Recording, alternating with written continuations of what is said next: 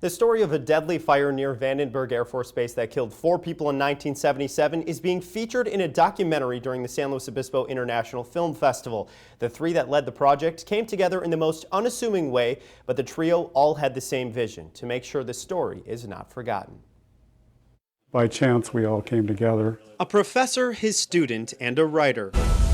3 Central Coast residents tag-teamed Firestorm 77, a documentary film rehashing the events of the Honda Canyon fire at Vandenberg Air Force Base on December 20th, 1977. You know, I've devoted 4 or 5 years to this project, and I'm going to do whatever it takes to get the story told. Dennis Ford, a former film student at Allen Hancock College, I joined the Air Force at 19. Who was also an airman at Vandenberg Air Force Base during the Honda Canyon fire, went into great detail recounting his experience at the fire to his professor, Chris Height. He didn't know he was pitching me that day, but the way he described the film just was so visual, so compelling, and I just knew I wanted to be involved in telling this story. I grew up in Lompoc, California. Joe Valencia responded to the Honda Canyon fire as a reserve fireman for the Santa Barbara County Strike Team.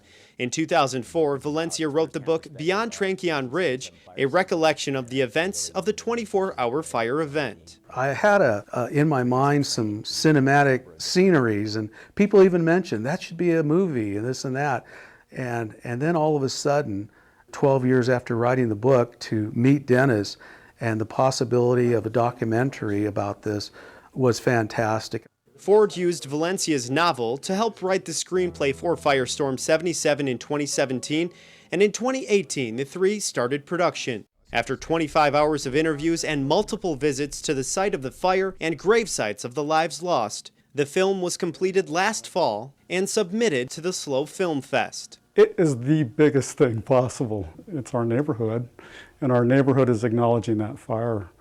Even though it's 40 some odd years later, it is a big, big deal. Ford and Valencia say the lack of technology and the way of thinking in the military and fire departments then were contributing factors to mistakes made on that fateful day 44 years ago. We were in the Cold War at that point, and because of the security issues, I believe that got in the way of fighting this fire. We had a lot of people protecting the facilities when they should have, left the facilities and let the firemen to come in and fight the fire. My captain told us, let's learn from the past and move on.